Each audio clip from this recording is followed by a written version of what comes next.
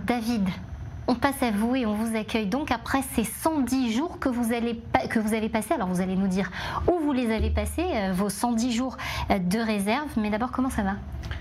Écoutez, ça fait très longtemps qu'on est en Israël, ça fait 36 ans. C'est vrai que cette situation est plus complexe. Mais il y a une chose que j'ai entendue d'extraordinaire, c'est qu'aujourd'hui, je pense que ça nous redonne le sentiment de pourquoi on est là. Si on est nouvel immigrant, encore plus. Si on est là avec cette période-là, ça veut dire que on est venu pour une volonté et on n'est pas venu pour se sauver d'autre part. Et je pense que les Israéliens ressentent aussi, surtout après la période qu'on a passée l'année dernière. J'ai l'habitude de dire que le peuple d'Israël, c'est pas ce qu'il y avait jusqu'au 6 octobre. C'est pas non plus le 7 octobre. Ça ne nous définit pas les pogroms et les malheurs, même si on en a eu beaucoup. Le peuple d'Israël s'est déclaré le 8 octobre. Et dans toute cette tragédie qui nous est arrivée, on a quand même beaucoup de lumière, beaucoup d'optimisme de voir cette force. Alors vous allez nous parler de ce peuple du 8 octobre, c'est sympa, moi j'aime bien reprendre cette formule. Mais qu'est-ce que vous avez vécu, vous, pendant ces 110 jours de réserve que vous avez servi? Est-ce que vous étiez à l'intérieur de la bande de Gaza ou vous étiez sur cet autre front? Non, moi j'étais sur le front avec les gens du Hamas dans la bande, dans la Judée-Samarie, dans la région de Ramallah. Et mon unité a été appelée très tôt le matin, on est déjà à 11h, on était prêts. Ça fait la 8e fois qu'on est appelé en urgence, mais cette fois-ci ça nous a rappelé ce qu'on nous a raconté sur la guerre de Kippour. C'est vraiment sortir de la synagogue, les gens qui sont dehors. C'était assez spécial et surtout qu'on ne savait pas ce qui s'est passé. Et cette fois-ci, il y a 350 000 réservistes qui sont arrivés. C'est quand même quelque chose d'assez incroyable. En général, il y avait 50 000 réservistes. Et c'est vrai que c'est long et c'est vrai que c'est complètement dingue. Et surtout qu'il y a un parti qu'on ne parle pas beaucoup, c'est ce qu'on appelle le Horef, l'arrière israélien. Et je pense qu'on a des femmes, des mères, des compagnes, des familles incroyables. Et c'est souvent, on leur demande pas à eux comment ils ont vécu ça, mais c'est complètement dingue de sortir de la maison des mois entiers. Pendant 1 mois et demi, on n'a pas vu la maison et enfin, moi, la chose qui était extraordinaire, la première fois que je suis sorti de la maison, ma femme m'a préparé un petit collier, elle m'a écrit dessus, donne à tes soldats. Elle m'a écrit sur le truc, dealer, vous ne revenez pas tant que vous n'avez pas fini la guerre. Et alors, ça ne veut pas dire que nos femmes sont guerrières, elles ne veulent pas la guerre, et ni nos mères, ni nos compagnes, mais on avait ce sentiment qu'on était avec nous, mais c'était très difficile parce que c'est complètement dingue. Vous faites bien de rendre hommage à ce front intérieur qui épaule, et vous en savez quelque chose, avec un fils en réserve dans une unité d'élite et 2 gens dans une unité d'élite et qui ont vécu aussi des choses. Voilà, j'ai un gendre qui s'est retrouvé à 10h du matin à Reim, qui a perdu son commandant, qui a perdu ses 2 officiers, qui a pris le commandement, enfin bref, le premier jour de la guerre, on est tous rentrés dans un monde complètement dingue. Et voilà, il s'est marié il y a 4 mois. Et c'est-à-dire, c'est une question que nous posent beaucoup de gens en dehors d'Israël. Mais comment ça se fait que les gens qui sont mariés, les gens qui ont des enfants, les gens que leur femme va accoucher, comment c'est qu'ils vont à la guerre? La première chose, c'est qu'on n'a pas le choix. On n'a pas le choix. Et la deuxième des choses, c'est que on a tous ce sentiment que on veut la vie. Et je donne toujours cet exemple-là. Si une mère, d'un coup, son enfant est lâché et se retrouve sur une place avec plein de voitures, la première des choses qu'elle va faire, c'est courir, aller chercher son enfant, pas parce qu'elle veut mourir, pas parce qu'elle a pas peur, mais parce qu'il n'y a pas le choix. Il y a quelque chose de plus grand qu'elle, qui s'appelle son enfant dans ce cas-là. Dans notre cas, c'est notre peuple. Et voilà, on a tous ressenti un peu ça. Et heureusement qu'on avait derrière, effectivement, nos familles derrière nous pour nous dire, allez-y, parce qu'il n'y a pas le choix, parce qu'on n'a personne d'autre pour le faire. David, j'ai une question et vous m'excuserez si c'est trop intime ou indécent, mais c'est pas grave, on est entre nous. On est en Israël, personne nous écoute de toute façon. Comment vous dormez depuis que vous êtes rentré? Écoutez, je vous avoue franchement que c'est intéressant, mais le premier mois et demi était assez intense. Mais après, je pense que c'est le cadeau du ciel qu'il a fait aux hommes, c'est qu'on s'habitue à tout.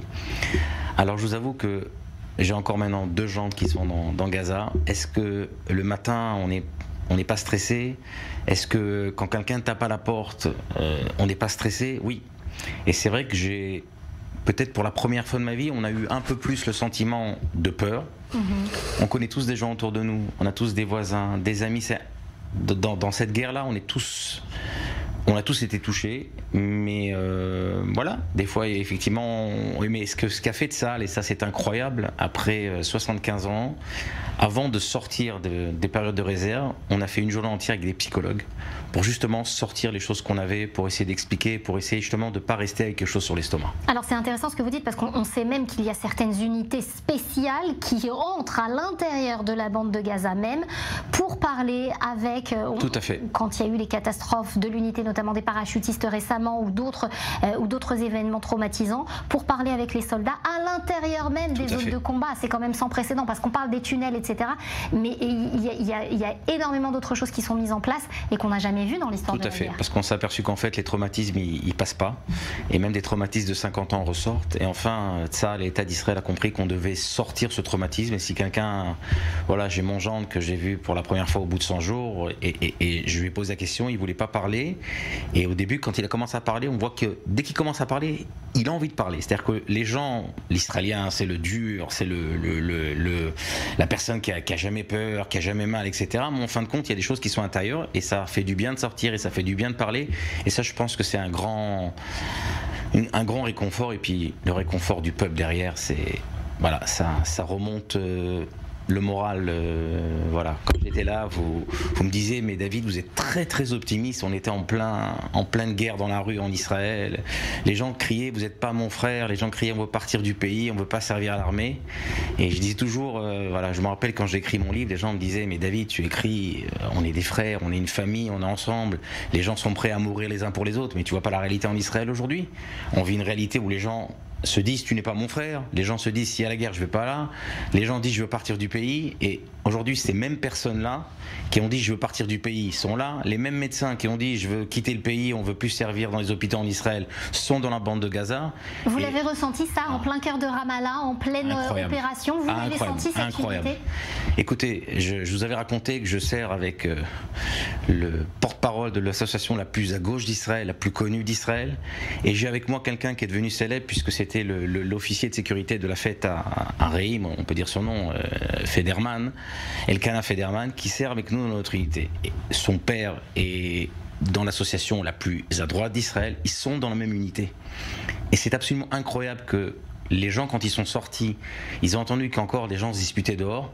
Ils ont dit mais pourquoi vous disputez? Il dit quoi, vous êtes d'accord? Non, on n'est pas d'accord. Mais c'est pas grave. Mais cette solidarité extraordinaire, le monde ultra-orthodoxe qui était tout le temps à l'écart, surtout par rapport à l'armée, était là tout le temps là pour nous aider. Jusqu'à présent, toutes les semaines, il y a une femme charédite de Kiryat Sefer qui envoie des gâteaux à ma femme. Ils envoient tous des gâteaux à toutes les femmes de réservistes. Ma femme lui a dit mais il est déjà plus réserviste, mais vous avez sûrement un enfant réserviste ou un enfant à l'armée. Il dit oui, on a toujours quelqu'un à l'armée. Et on a senti quelque chose d'assez exceptionnel, et tout ça, ça nous a poussé, ça nous a vraiment donné cette force. Ah bah, on est venu se faire du bien ce soir. Michael, une réaction peut-être à ce que David vient de dire?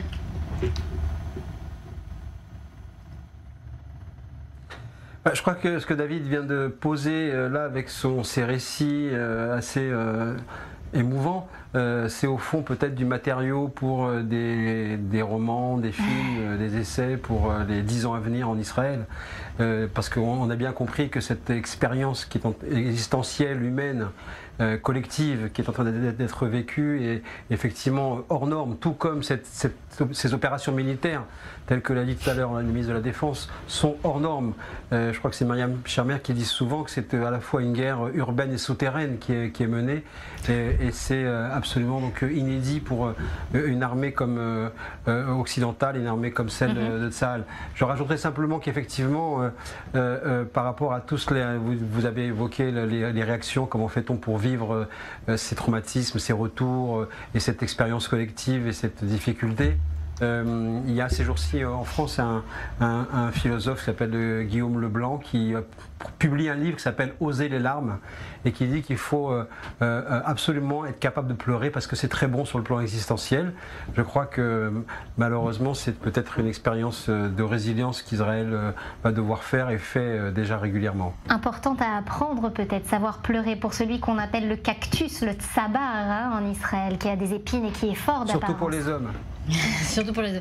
Non, c'est vrai, parce que David le dit pudiquement, il dit que ça fait ressortir des traumas, et on sait très bien hein, que la génération de 73, parce que j'imagine, je suis la fille de quelqu'un qui a fait 73 aussi, c'est une génération qui n'a pas parlé, qui n'avait pas la possibilité de parler, qui n'avait pas les outils pour parler. C'est à l'époque seulement, pendant la guerre, où on commence à traiter les post-traumatisés, mais on le fait comme ça en courant, sans trop savoir ce qu'on fait. Et heureusement, effectivement, les choses ont énormément changé, et c'est très très très important que les Israéliens puissent arriver à comprendre ce qui leur est arrivé.